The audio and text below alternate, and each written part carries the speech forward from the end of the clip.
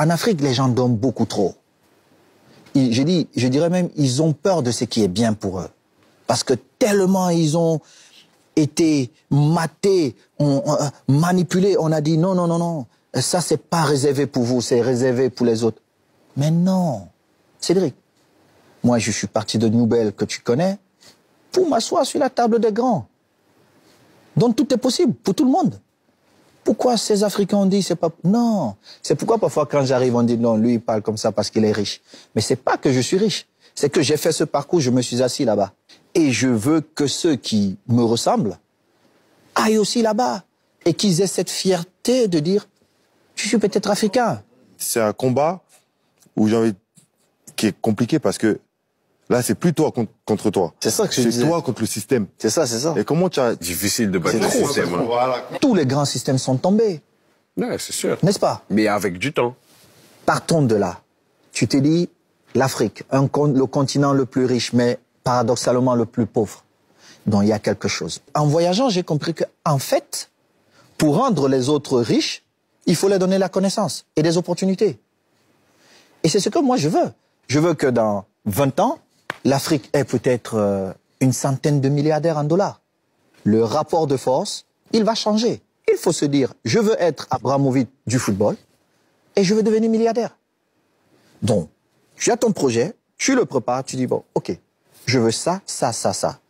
Dans 2 ans, je vais être ici. Dans 4 ans, ici. Toute ma carrière, ça a été ça. Ça a été la haute ambition. Et c'est ce que je me tue à donner comme conseil aux jeunes qui me posent des questions. C'est, il faut toujours avoir une haute ambition. Ce que tu disais, en fait, en une phrase, ton projet, en fait, c'est de briser les entraves imaginaires que les Africains ont, en fait. Tu vois, on a ces chaînes imaginaires encore, on se dit, ah non, ça c'est réservé à eux. Alors qu'en vrai, on a le talent, on a le continent le plus riche, paradoxalement le plus pauvre. C'est qu'il y a un problème de gestion. Vous venez d'entendre, les amis, quand je suis tombée sur cette vidéo, j'ai dit, ça c'est ce qu'il nous faut en fait. Ça c'est ce qu'il nous faut. Vous savez, Samuel Eto'o, on peut dire ce qu'on peut dire par rapport à lui, mais on ne peut pas lui enlever son histoire. On ne peut pas lui enlever l'authenticité de son histoire. On ne peut pas lui enlever cette flamme qui réside en lui. Cette flamme que seuls ceux-là qui ont souffert durant leur parcours se sont fixés des hautes ambitions, en fait, ont décidé de réussir et de tout faire pour réussir. On ne peut pas lui enlever ça. C'est-à-dire, quand il parle, tu comprends que quelque chose bouillonne en lui et qu'il veut transmettre ça à d'autres personnes, mais peut-être qu'il ne sait pas comment s'y prendre, peut-être qu'il ne sait pas comment faire pour transmettre ça à d'autres personnes. Il fait comme il peut, il essaie comme il peut pour transmettre à d'autres personnes. Il a dit quelque chose, en Afrique, les gens dorment beaucoup. Le problème de l'Afrique aujourd'hui, c'est le sommeil. Et un sommeil qui s'est transformé aujourd'hui en addiction aux réseaux sociaux. À l'époque, les gens dormaient, se réveillaient à midi. Les gens allaient à la fonction publique pour se coucher et dormir et à la fin du mois, réclamer le salaire. Aujourd'hui, c'est autre chose. Les gens se lèvent tôt pour être sur les réseaux sociaux et insulter d'autres personnes. Les gens se lèvent tôt pour aller sur les réseaux sociaux et faire des mascarades pas possibles, faire des choses qui n'ont pas de sens. Le problème de l'Afrique aujourd'hui, c'est que les gens ne rêvent pas. Et lorsqu'ils rêvent même, ils ne se donnent pas des moyens pour arriver là où ils veulent aller. La plupart, en fait, sont au strict minimum. Ils veulent juste le juste assez. Ils veulent juste être capables de se coucher quelque part, de dormir et ensuite être sûr qu'à la fin du mois, ils auront un petit 100 000, un petit 50 000 qui tombe. Les gens ne rêvent pas. Lorsqu'on lance les concours, je pense qu'ils vont lancer des concours là bientôt, puisque voilà, après le baccalauréat, c'est la période des concours. Donc, lorsqu'on lance les concours, allez voir le nombre de personnes qui s'alignent pour passer le concours. Un concours où on a peut-être 500 places qui sont disponibles. 500 même, voilà. Des fois, c'est 150 places ou 200 places qui sont disponibles. Mais vous aurez 4000 personnes qui postulent pour ce concours. 5000 personnes, 10 000 personnes qui postulent pour ce concours. Ça veut tout dire. Ça veut tout dire. Et toi, on te parle des concours où, à la fin du mois, on va payer à une personne 100 000 francs ou 150 000 francs. C'est moins de 200 € le mois. Tu as des pères de famille, tu as des jeunes enfants qui viennent de sortir de l'université ou bien même du lycée, qui viennent d'avoir leur baccalauréat, qui vont s'aligner. Pourquoi? Parce qu'ils cherchent le strict minimum. Ils cherchent le strict minimum. Et c'est la preuve du sommeil dans lequel nous sommes. C'est la preuve de ce choix que nous avons adopté de vouloir le strict minimum. Alors Samuel Eto'o lui dit, les gens ne rêvent plus. Les gens ont peur de ce qui est bien. Lorsque en Afrique, quelqu'un voit une autre personne qui réussit, on dit directement que cette personne a touché au fétiche. Cette personne fait des choses louches. Cette personne, voilà, est passée par des chemins qui ne sont pas normaux. Je prends le cas de Samuel Eto'o, par exemple. Je ne peux pas compter le nombre d'histoires que j'ai entendues de lui, disant que c'est tout. Je me dis, franchement, lorsque tu vas sur un terrain de foot et que tu tires sur le ballon, soit tu tires bien, soit tu ne tires pas bien. Soit tu cours bien, soit tu ne cours pas bien. Soit tu adoptes la bonne technique qu'il faut, soit tu ne le fais pas. Quelle est cette sorcellerie qui va venir te permettre de tirer sur un ballon? Pourquoi la même sorcellerie n'a pas permis à tous les enfants qui sont au village, tous les fils des sorciers là, de devenir des Samuel Eto'o, de devenir des joueurs internationaux? Donc quelque part, il faut utiliser sa jugeote en fait. Mais tu auras des gens qui vont te dire que non, tout ce qui est bien là, en fait, il y a quelque chose de mauvais qui se cache derrière. Pourquoi? Parce que nous avons été matraqués. Parce que nous avons été...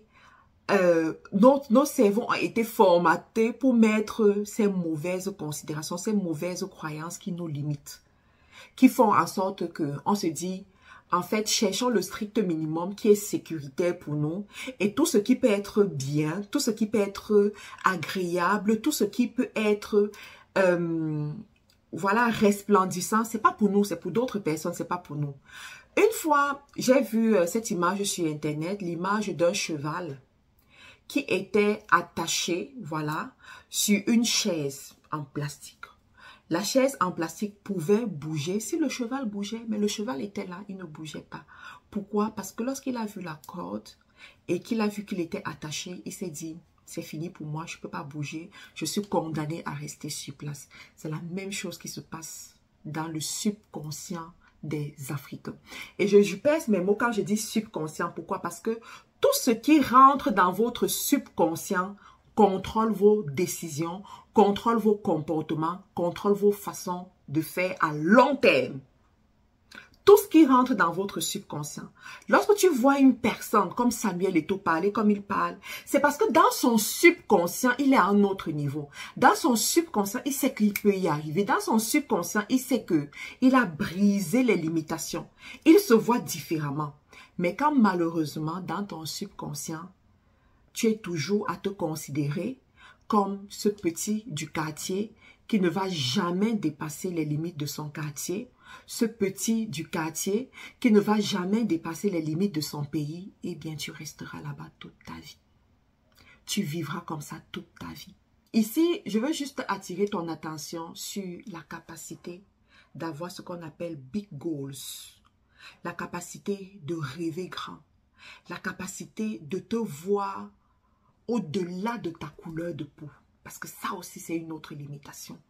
Il y en a qui auront la chance de sortir de leur pays.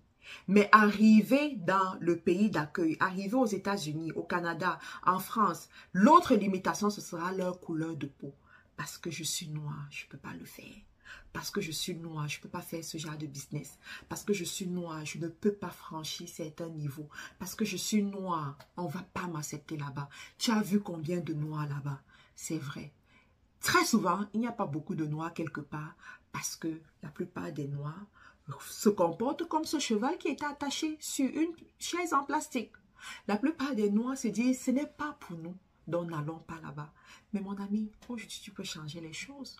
Aujourd'hui, tu peux changer les choses. Qu'est-ce qui te limite? Aujourd'hui, tu peux aller prendre ce qui est à toi. Moi, j'ai toujours dit aux femmes que je mentor que vous savez quoi? En Occident, on ne va jamais cracher sur une personne qui est excellente. Écoutez-moi très bien. En Occident, on ne va jamais cracher sur une personne qui est excellente. J'ai vu ça en Angleterre lors du Brexit. Lors du Brexit, les Anglais de souche pouvaient dire tout ce qu'ils voulaient, pouvaient parler comme ils voulaient. Mais lorsqu'on mettait devant eux les choses tangibles, lorsqu'on mettait devant eux les médecins qui venaient des autres régions du monde, qui avaient des couleurs différentes, et qu'on leur disait, on fait quoi? On se sépare de ces médecins. On dit non, le médecin, il est médecin, il est excellent, on le garde. Et c'est lui qui impose ses conditions. Je l'ai toujours dit, travaillez à être excellent. Travaillez à être méticuleux dans ce que vous faites. Travaillez à être différent. Et c'est pour cela que tout le monde voudra être avec vous. Tout le monde voudra vous suivre. Tout le monde voudra profiter de votre expertise. Samuel Eto'o peut se gonfler la poitrine. Il peut se taper la poitrine étant fier. Parce qu'on va dire ce qu'on veut. Mais le gars est excellent quelque part. Il a prouvé au monde entier que lorsqu'on lui donne une balle, il sait quoi faire de cette balle. Il a prouvé au monde entier que lorsqu'il est sur un terrain, il peut faire ce que d'autres ne peuvent pas faire. Il peut ramener de l'argent à des clubs d'une façon extraordinaire. Est-ce qu'on peut cracher sur une icône pareille? Est-ce qu'on peut cracher sur un talent pareil? Le talent fera une place pour toi à la table des rois. Le talent fera une place pour toi à la table des rois. Je n'irai même plus loin pour dire, regarde un homme habile dans son ouvrage. En d'autres termes, regarde un homme excellent dans son ouvrage. Regarde un homme méticuleux dans son ouvrage. Il ne se tient pas avec des personnes obscures.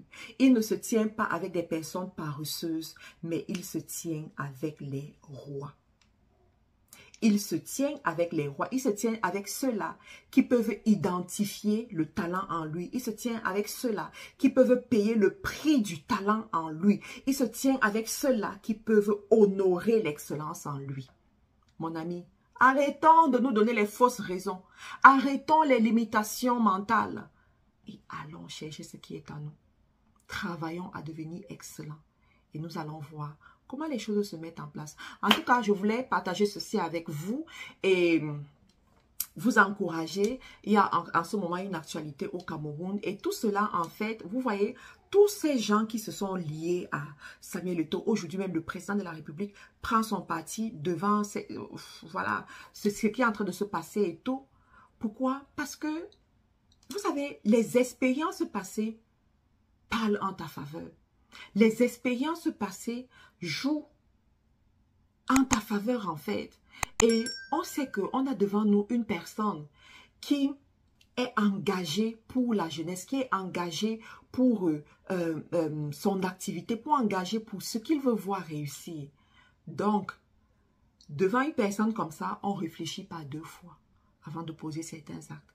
Et c'est ce qui est en train de se passer. Donc, les amis, je vais m'arrêter là pour aujourd'hui. Je vous donne rendez-vous, voilà, à Paris. Je serai à Paris, au Back to Africa. Il y a plusieurs personnes qui sont en train d'intégrer le groupe pour profiter de la réduction de 100 € sur leur ticket. Ce n'est que moi qui offre cette réduction de 100 € sur le ticket. Donc, allez-y dans la description de la vidéo si jamais vous voulez aussi bénéficier de cette description de 100 €. Intégrez le groupe WhatsApp et on vous dira comment est-ce que vous allez faire. Entre-temps, portez-vous bien et surtout, utilisez les produits de chez Carilla Cosmétiques. Bye bye!